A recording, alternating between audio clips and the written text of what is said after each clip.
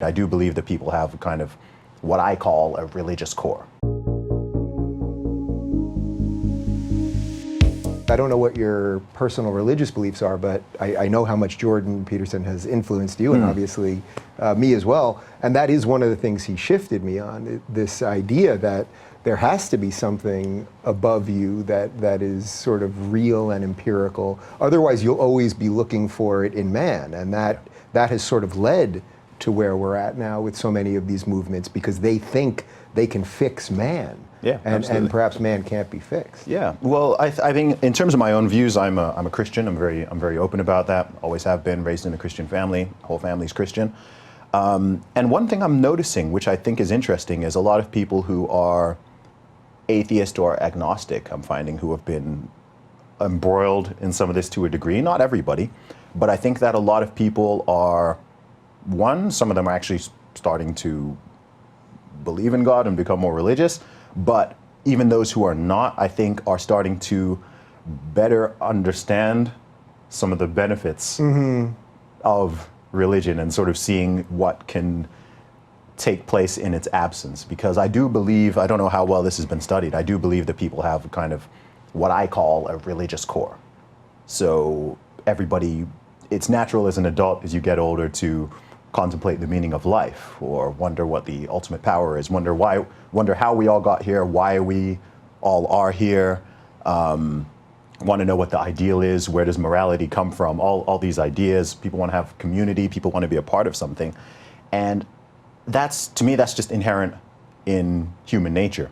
So for some people who are religious, the religion solves and answers a lot of those things.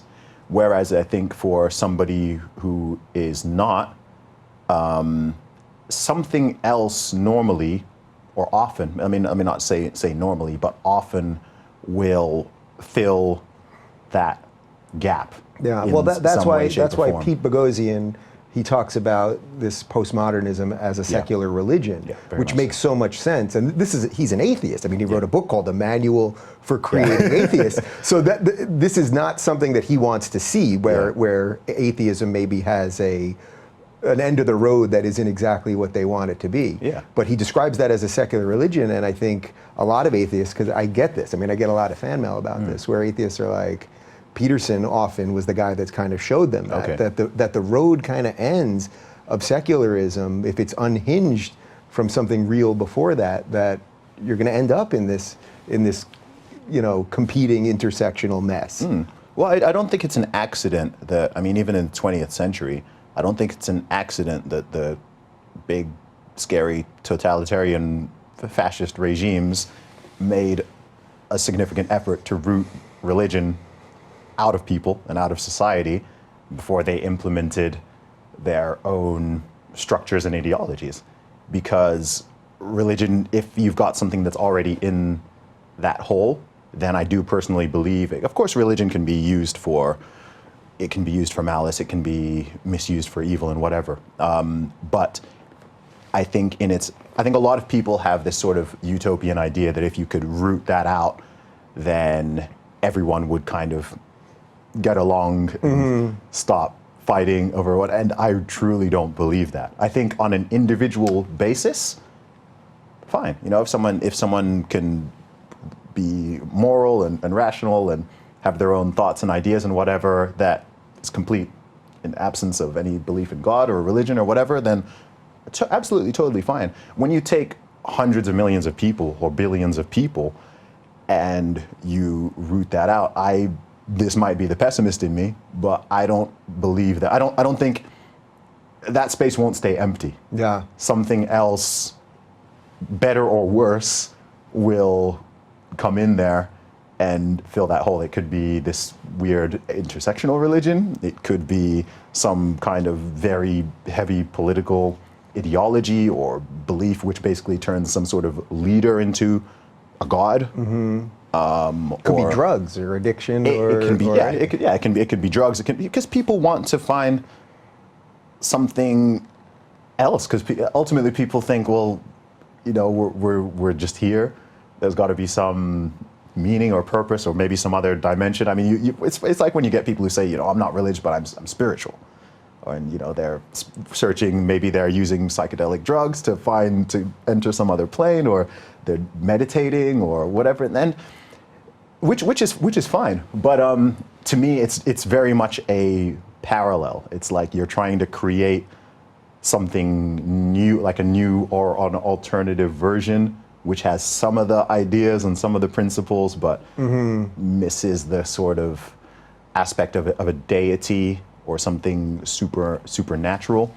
But yeah, I don't know. I'm not here making an argument for religion. Sure. I'm just more saying that. Well, it's interesting because you're in America. I think it's a very American view that you're laying out there, because that's the view of the founders, right? They said these are God-given rights. We didn't give you these rights, but at the same time, what did they say? You have freedom of religion. Yeah. And freedom from religion. Yeah. So it's a really beautiful thing that these rights came from something else before us. We're not handing them to you, and there's a real freedom in that. Yeah, definitely. Yeah. And another one. I mean, just on a more pragmatic level. Again, this is not an argument in favor of for religion, but I do also think that there's a danger if a whole society loses that, and another one does not. I think that opens them up for a potential takeover, in the lack of a better sense, right? I think if you can have hundreds of millions of people who are united around this idea or belief system, and then you've got people who are kind of splintered off and siloed and isolated, and they don't have anything that's really, they feel anyway, is uniting them as a community or whatnot. I do think that poses as a threat to them, because there's nothing competing to protect against that. So I think on a wider, longer term span, I do think that's something that's a potential risk. Some people might say, okay, well, whatever, that doesn't matter. But that's my personal thought on it. It is something I've thought about. It is something I've thought about quite a lot. And again, you know, having grown up in a country like Saudi Arabia, which is 99.99% Islamic, and everybody essentially believes in God, and everybody follows the same religion, and they've got very strict rules on making sure things stay that way, right? There's 0 churches there, 0 synagogues. You can only build mosques. And you know, they're very strict and structured in the way that they do certain things. Some people might not like that, but again, from their own perspective, if I use empathy to kind of put myself in their shoes, it's like, okay, I can get what you're doing here and why you may be doing this. So even if people in the Western world don't like it, or they may think that it's backwards or that it's not correct and whatnot, you can understand. I think if you've got a high degree of empathy, you can understand where some of that thinking sort of comes from. Yeah. So you're saying that perhaps having a little bit of the traditional sense and also a little bit of free thinking might be the way to do it. Yeah, I think pretty crazy, man. I think you can reach a happy medium. You know, you're always going to have a balance between liberty and, on the other side, let's see. If you give people absolute liberty and freedom, then that has consequences.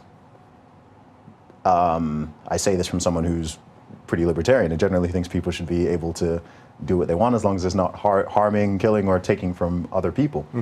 But you need if you want that to function, you need some kind of fabric over it so that people do behave in a way that's not massively destructive to themselves or to others.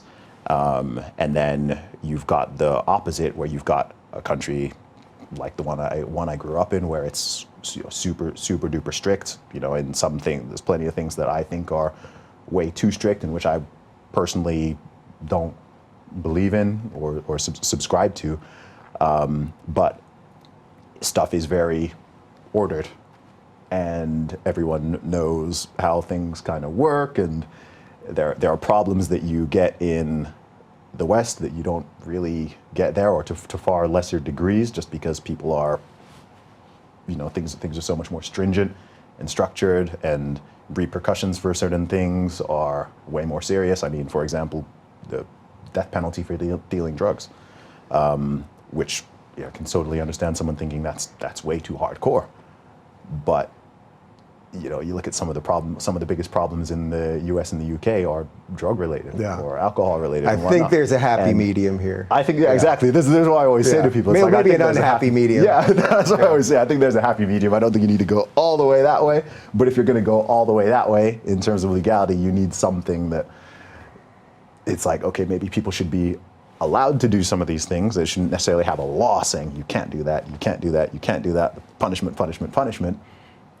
But you also want people to, I don't know. Like this is what I think like religion has done in the past and still continues to. So it's like, okay, it's not illegal to do all of these things. You're not going to get punished, but people know, okay, well, I'm going to behave in this certain way because that's what pleases God and my family and wider society and whatnot if I don't do these things and whatnot. So I don't know. I don't have all the answers, but it's interesting. You don't have all the answers. Well, I guess forget some of these other questions. My last question, because you are a Brit legally, I have to ask you, what's going to happen with Brexit?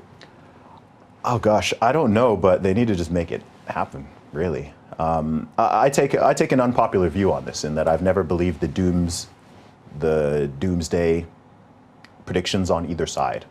I'm not a believer that if the UK were to stay in the EU, that everything would go horribly wrong. I'm also not of the opinion that if the UK leaves the EU, things will go horribly wrong. I think the UK, in the long term, Britain will be fine either way. Now that I think that the vote has happened and majority of people voted to leave, I think that needs to be honored. I think that needs to happen. I don't know all the details of the best way to formulate a deal or to just pull out with no deal or anything like that. But I think that now people have voted. It's important that is upheld. I don't really like this idea of there being a vote, a democratic vote, and then people start contesting because they don't like the result. If you're looking for more honest and thoughtful conversations about politics instead of nonstop yelling, check out our politics playlist. And if you want to watch full interviews on a variety of topics, check out our full episode playlist, all right over here. And to get notified of all future videos, be sure to subscribe and click the notification bell.